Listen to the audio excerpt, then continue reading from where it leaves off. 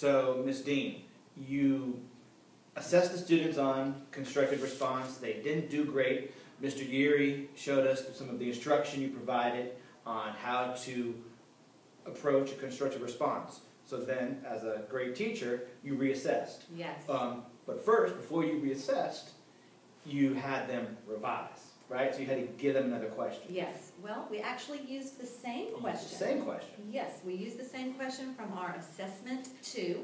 They got to choose one of the 3 answers to go back and revisit.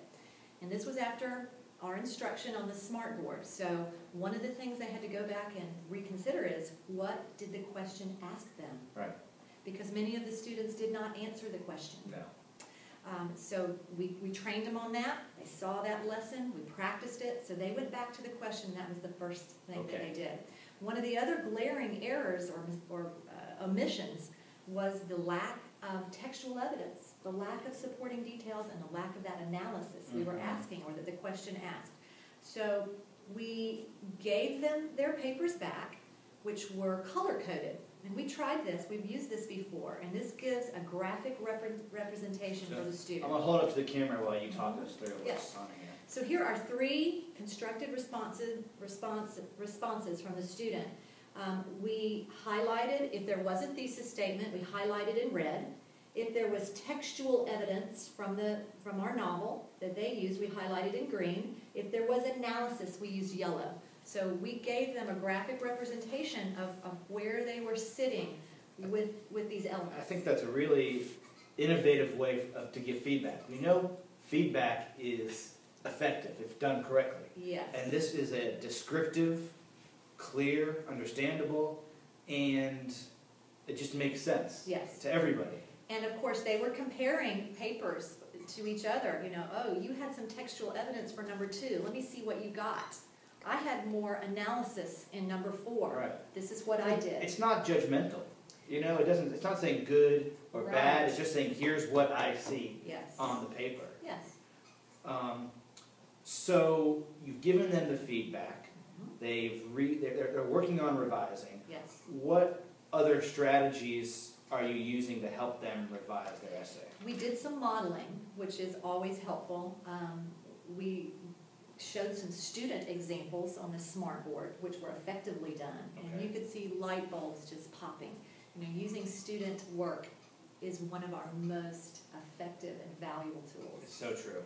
And we also, allowed them to make judgments on our student writing on the smart board. You know, where is that thesis statement? Is there one?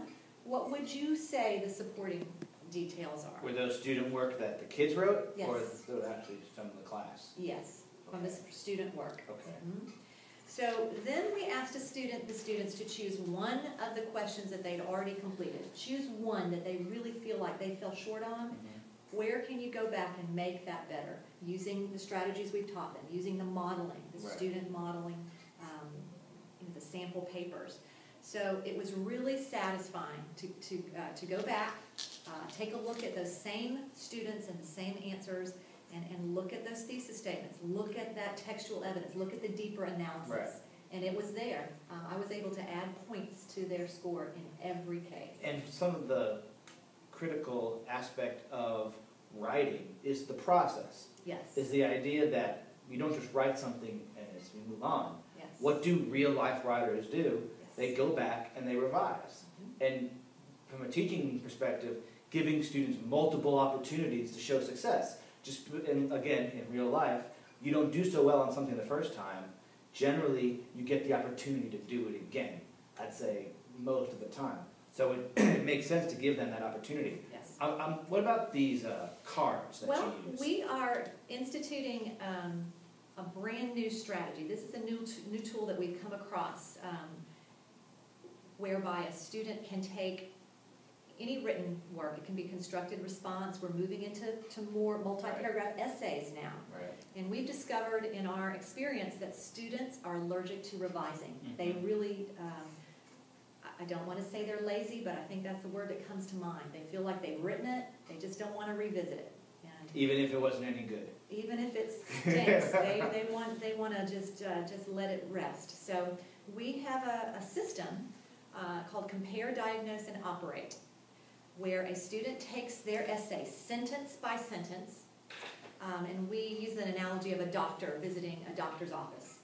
The doctor is going to look at you carefully. We're asking students to read each sentence carefully. We're going to ask them to examine their sentences like a doctor would examine you. So that's compare. That's a comparison. Where they read each sentence. Yes. And then they make a diagnosis. They are going to decide, hey, that sentence just doesn't sound right. This is not what I intended to say. Boy, I just really blew it there. This sentence is not useful in my paper. Maybe it's off topic. You might place that card. And all of these, what's on all the cards, you've pre-taught Yes. with this. So they have this handout. Yes. And they have the cards Yes. there. Okay. Yes. This also works well as a center, an activity, which Right. we're thinking about using. There's also, this is a good card, so maybe they really like that sentence and they want to keep it. So they have done their diagnosis, just like a doctor would tell you what's wrong. Last step, they've got to operate. They've got to choose a tactic card that makes a correction or gives them a specific a solution to their problem. They might need to rewrite it. If it just isn't what they intended to say, maybe they need to rewrite. Perhaps it doesn't sound right, they need to change the wording. Maybe it's just confusing. This is not useful to my paper. Maybe you should leave that part out. It doesn't speak to your thesis. Maybe this sentence is good, but you can make it better. Maybe you should add more supporting details. So for each problem, they have to come up with a solution. Correct. But you've given them some ideas, especially as early, emergent writers, Yes. some ideas of what those solutions might be. Yes. So before we were asking the student, reread your constructed response, fix what's wrong, turn it back in. Right. Okay, they don't really have the tools to do that. No. So this gives them some structure Right. in order to accomplish that revision task. You're telling them what they need to focus on. Yes. Excellent. Thank you very much. Yes. And now we'll take a look at some other strategies you guys use. Okay.